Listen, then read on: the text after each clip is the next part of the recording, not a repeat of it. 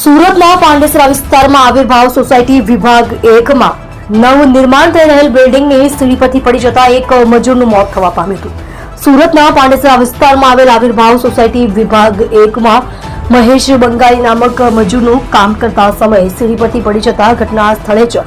કરુણ મોત થતા પાંડેસરા પોલીસ ઘટના સ્થળ પર આવી પહોંચી હતી. પાંડેસરા આવિર્ભાવ સોસાયટી વિભાગ 1 પ્લોટ નંબર 413 માં મજૂર તરીકે મહેશ બંગાળી ઈટ રેતી કપચી નીચેથી ઉપર લઈ જવાનું કામ કરતો હતો, જેમાં પગ લપસી જતા